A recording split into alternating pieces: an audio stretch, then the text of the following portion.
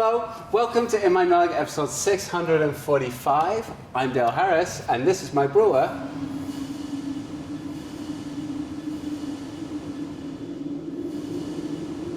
Roland Blue. Yes, I'm rolling with this. Okay. Coffee this week from El Salvador, from our superstar farmer, Ernesto Menendez. This is from Finca La Ilusion, and it is a natural Bourbon. Yeah. And Roland is going to do something a bit different for us this week. So we're not going to focus too much on the coffee. We've given you some information about that in a previous episode that you can go back through and find out a bit about Ernesto and some of his farms. We're going to focus on how we're brewing it because we have crazy stuff going on. Roland, the stage is yours. Okay, well, it is actually going to be important. This is a natural process Bourbon, so it's got quite funky, fruity flavours to it. And for me, one of my favourite ways of brewing coffees like that is in the Ibrick. This is my special Ibrick that I brought in. Ibrick, Bricky, Quebec. There's lots of different words for this thing, and depending on which country it comes from, it's the most traditional and common way of brewing coffee in the world. For lots of people in lots of parts of the world, they don't have a cafetiere at home, or if they've had coffee that isn't, it's coffee you do at home but is not an espresso machine, it would be something like this. It is a pot that you put with water and ground coffee and you heat it and then you pour it and you drink it. It's really simple, it's a really traditional, straightforward way of making coffee. I also think it's really delicious.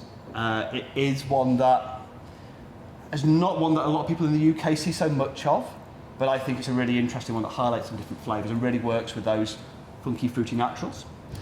So, I've already got 10 grams of the coffee, and I have the hard work of hand grinding this. It is super, super fine grind, really powdery, finer than I can get it on any of the electric grinders that we've got, so I've got a hand grinder to do that with.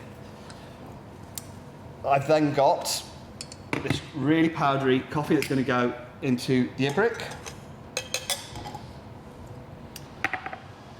And I've got some water that's going to go into that. I've got 150 mils of water to go in with my 10 grams coffee.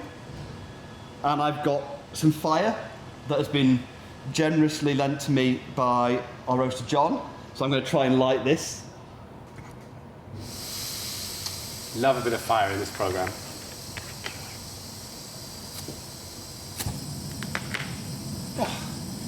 There we go. And I'm going to turn it right down whilst trying to keep it lit. For my recipe for brewing the Ibricks, it's quite a slow and gentle process. I don't want to do it really quickly and aggressively. I'm looking for some low heat, and I'm going to brew it hopefully around about 5 minutes or so. So I've now got my coffee. I'm going to add my water. That's cold water. Yeah, cold water. And I'm just going to add a little bit and give it a bit of a mix up to make sure I don't end up with any kind of clumps of dried coffee that are not mixed in with the water.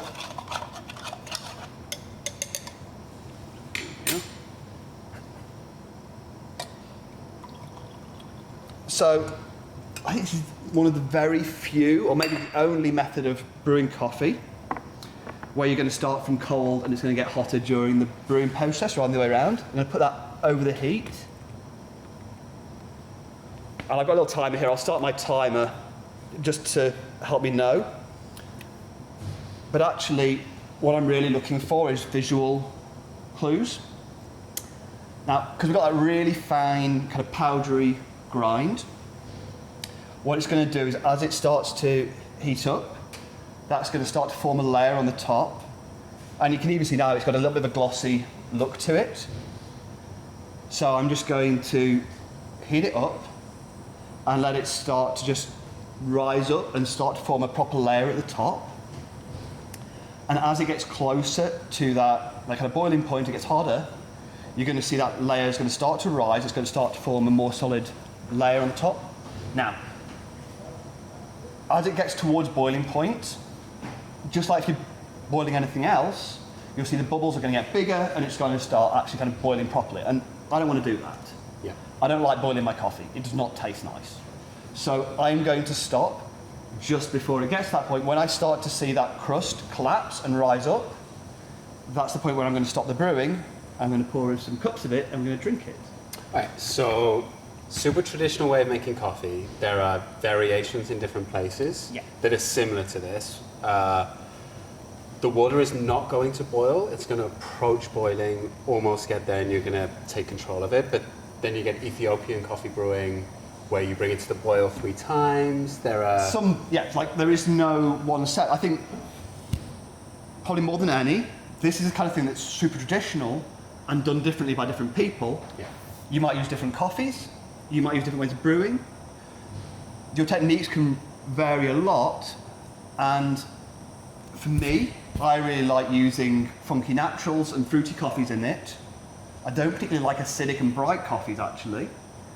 But there'll be places where they prefer Brazils, or places where they prefer kind of washed coffees, darker roasts, lighter roasts, and you might change your technique based around that. And traditionally, people making it bricks at home, where that is their culture, often there'll be spices, there'll be different roast levels and different things going into the coffee. This is more of a specialty coffee geek's approach to using in a brick. Absolutely. And this is me reinventing it a little bit. I am obviously not, this is not from a culture that I am part of. I've been to Stoke, you know. There's no culture, you're right. A brick essentially. So I'm going a little faster than I would have hoped for, but we should still get a good result out of this. It's starting to just rise up, and we're starting to see that top layer is dropped inwards now. And when it begins to simmer/boil, what temperature do you think it actually is? Do you think it is at like almost 100 degrees, or is it actually going to be lower and it's the coffee impacts it? No, we're probably around about the low 90s now. I'm going to turn that off. And this is probably not dissimilar to the normal brewing temperature, that kind of low 90s kind of temperature, because that top layer of the kind of, it's like a crema, it's not really the same, but that top layer is going to insulate a little bit and protect it, and it's going to change that temperature a little bit. So I'll pour that. And because we're grinding really fine, because of the way this is brewing and how much coffee and how much water you have there, this is going to be a really strong brew. It's not going to be a traditional filter coffee that... It's certainly a very different thing to the traditional filter coffee.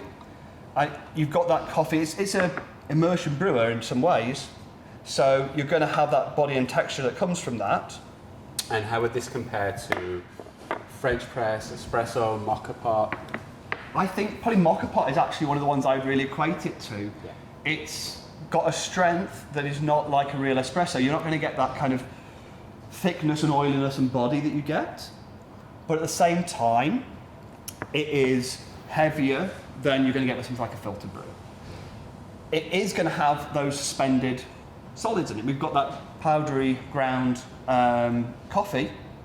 So what we're going to do is we're going to take a moment. This is still very hot, remember, but that will also let those ground coffee start to settle out to the bottom. So the bottom, I would say about a quarter or so of this mug, we're going to try to remember not to drink that. It's going to be very sludgy and silty, but because we have such a fine powdery grind, the vast majority of it will drop out to the bottom, and we can just sip the liquor off the top. So for me, with this kind of coffee, this natural processed coffee, it will highlight those fruity elements, but it also gives it that body. It doesn't do so well at highlighting acidic elements, and I find, personally, I don't really enjoy this with Brazils or those kind of chocolatey flavours. I don't think it quite does them justice. So with the acidity, does the acidity come through or it's lost? I find the acidity can quite often come through quite brightly, but it feels a little unbalanced. Yeah. Like it doesn't really showcase that. For me, I like the things like the washed coffees, the more acidic ones, like the Rwandan we had a couple of weeks ago. I would prefer something like a filter coffee, where you kind of highlight that better. I'm following his lead. I'm not sure what I should experience. So you do get some of the fruit and funk. Now, mine's gone a little bit quick, and I think we could probably slow that down, and that would give you that fruity element a little bit more.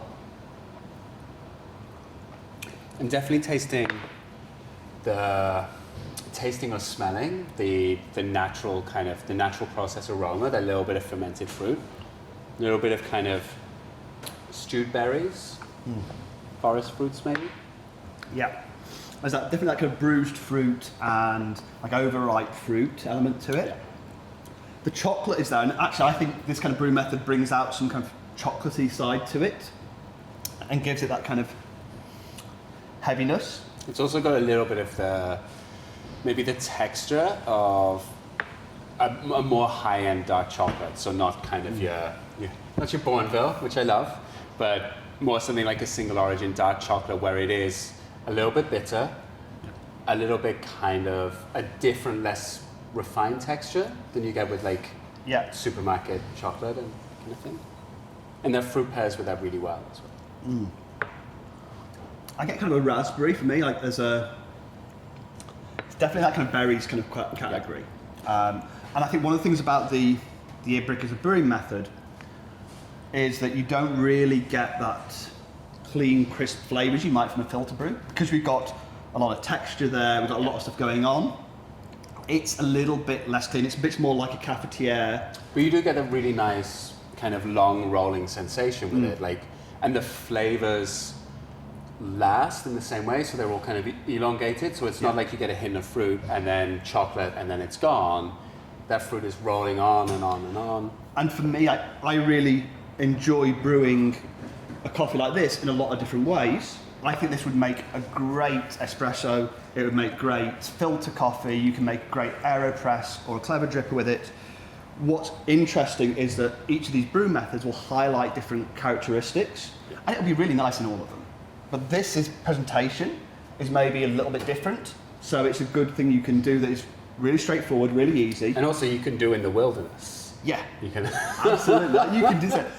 This is, if you want to do the most basic way of brewing coffee, the most straightforward way of brewing coffee, it is this. Yeah.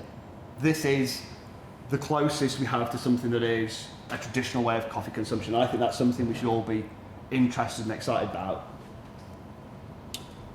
One other thing is, as you're drinking it, you're not slamming it down like espresso. You're not drinking big gulpfuls of a filter coffee. It is slow. Like it's, for a small drink, that is something that I'm sipping at and kind of enjoying sipping at. And because you've been kind of heating it up, like the temperature's quite high, it actually really suits that sipping in a way that I think espresso doesn't always do. Yeah. So there you go. Amazing coffee from El Salvador, brewed in a traditional, crazy Ibrick method through the lens of Roland glue. I hope you're brewing your coffee in equally interesting ways. We'd love to hear more about it. Any questions, just send them in the comments. See you again soon.